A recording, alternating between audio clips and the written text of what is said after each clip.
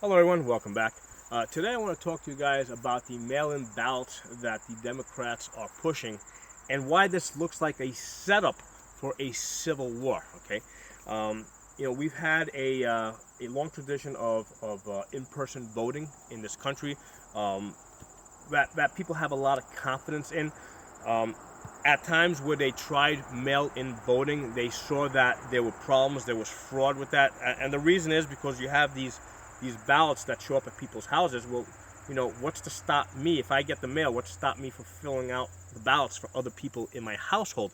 Or what if I live in an apartment building, right? And because apartment buildings typically have a very high turnover.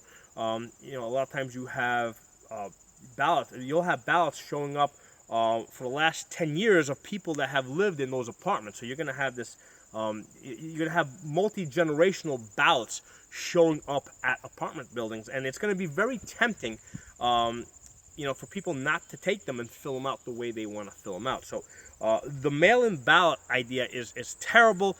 The Democrats know this, but the only reason why they're pushing this is because they're really looking for ways to illegitimize what looks like is going to be an easy win for Trump.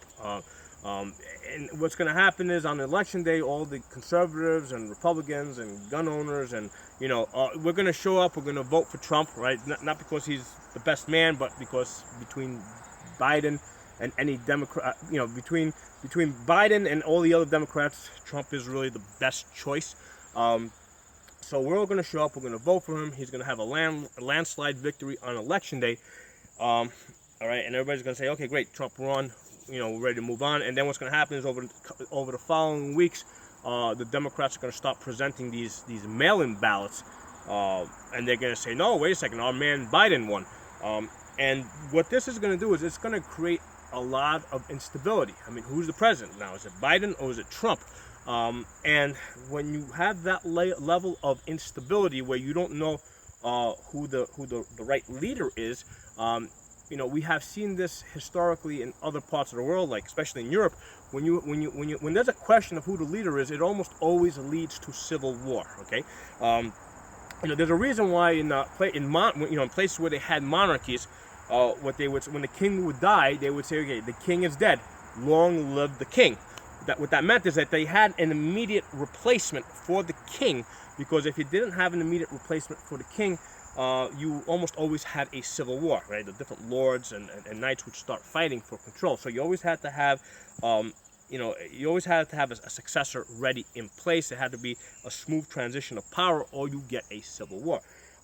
Now, unfortunately, in this country, the president kind of has taken on the role of the monarch. It wasn't meant to be that way, but this is really Congress's fault, because what Congress has done over the last 100 years is Congress has delegated a lot, or even really the majority of the responsibilities over to the president. Originally, the president was not supposed to do anything other than sign or veto legislation that Congress passed, and he was the commander-in-chief in time of war. But they've delegated so many responsibilities over to the president that effectively for the 4 or 8 years that whoever's in office, they do function more or less as a as a constitutional monarch. Okay, that's really what it's become.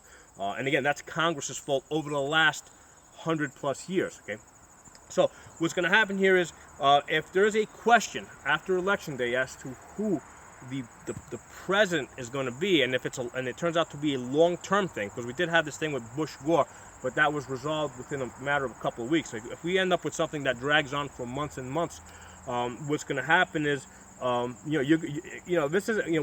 gonna see a lot of rivalries, not just at the civilian level, but also at the military level, and also at the government agency level. Okay, you're gonna have different agencies, starting to take political sides, trying to, some agencies pushing for one guy, other agencies pushing for another guy, or even within the agencies, you're going to start seeing divisions. You're going to start seeing this within the military.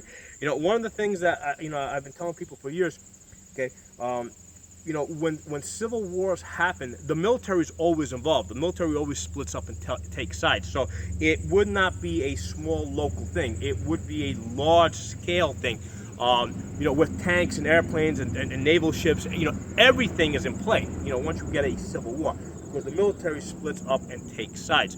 So that's the road that Democrats are leading us down by pushing for these mail-in ballots. So I just wanted to share my thoughts with you guys on that. If you guys have any of your own comments, please put in the comment section. If you're not a member of my channel, please subscribe. See you guys next time.